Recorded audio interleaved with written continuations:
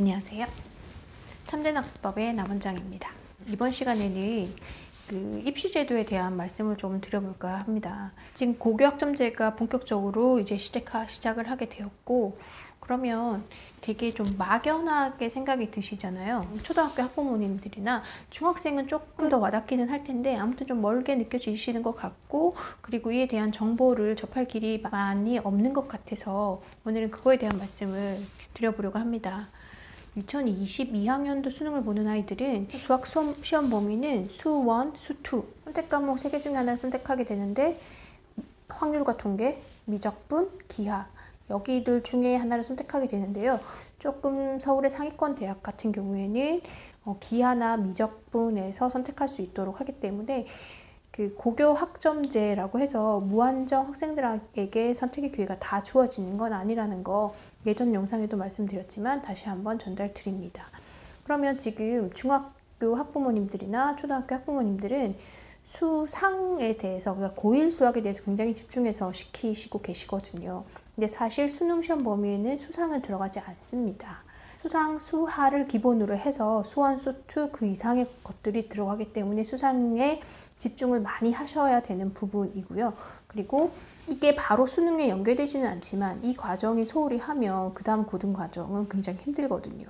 그래서 중등 진도가 어느 정도 나간 친구들은 수상에 많이 집중해서 나갑니다만, 생각보다 중등 내용이 탄탄하지 않은 친구들은 수상에 가서 많이 힘들어하는 모습들을 보게 됩니다.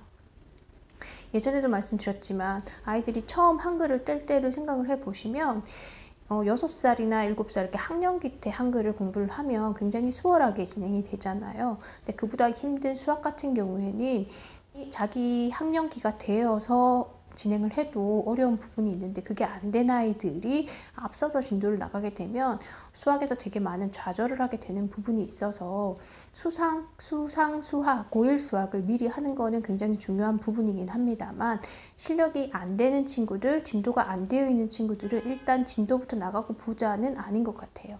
그래서 그거에 대한 말씀을 드리고 싶었고, 선택 과목 3과목 중에 한 과목 일 때 이제 기하와 미적분을 들어가서 기하의 비중이 굉장히 힘들어 할 수 있거든요. 그래서 중등 같은 경우에는 솔직히 대수편에 많이 치우셔서 진행을 하는 경우가 있어요. 왜냐하면 대수편만 어느 정도 되면 수상, 그러니까 고등학교 1학년 고1 수학을 나갈 수 있기 때문에 학원들에서 무게를 싣는 과정들이 보통 대수편에 쏠려 있는 경우들이 많고, 학교 시험 대비를 하기 위해서 2-2 혹은 3-2 이런 기하 파트는 그렇게 학교마다 다르긴 하겠지만 그렇게 비중 있게 다뤄지지 않는 부분이 사실이긴 합니다.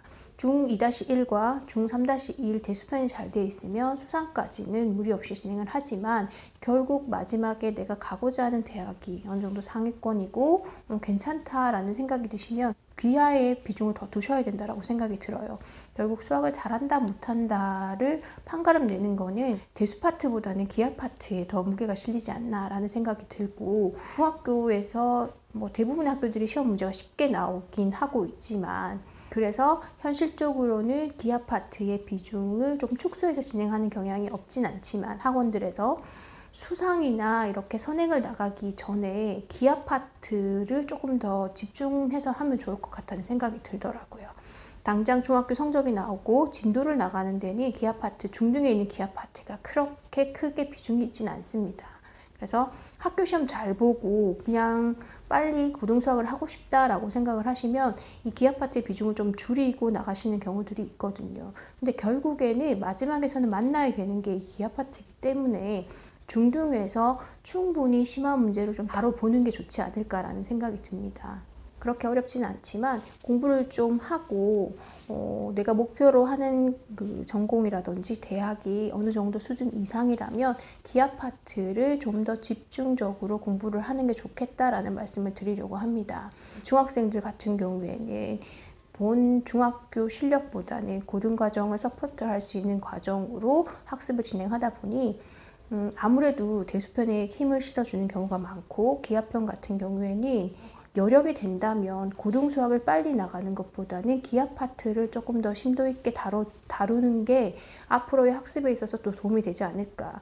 혹시 이제 첫 아이를 키우시거나 이런 쪽에 정보가 없으신 분들은 우리 아이가 중학교 성적이 잘 나왔고 그리고 선행이 쭉쭉 나와서 수상 수화를 하고 있다 라고 해서 안심하실 수도 있겠지만 결과론적으로는 중학교 공부는 고등학교 공부를 서포트하는 내용이었고, 그런 학습에서 중학교 때 기하 파트를 좀 탄탄히 다뤄준다면 고등학교 갔을 때 좀 수월하지 않을까, 그런 내용들을 말씀드리려고 합니다. 왜냐하면 이걸 굳이 누군가 말해주지 않는다면 모를 수도 있는 부분이어서 그런 내용에 대한 전달을 드렸고요. 고등학생 학부모님들 같은 경우에는 지금 발등에 불이 떨어진 상황이라 이런 정보들을 굳이 누군가 알려주지 않더라도 관심 있게 지켜보실 텐데, 그보다 어린 학생들을 두고 계신 부모님들은 되게 먼 나라 얘기 같고 나하고는 크게 상관없을 것 같은 그런 영역들이라 소홀히 하실 부분도 있을 것 같은데, 요즘에는 초등학생들도 중등 선행을 많이 나가는 편이잖아요. 그래서 진도를 위주로 해서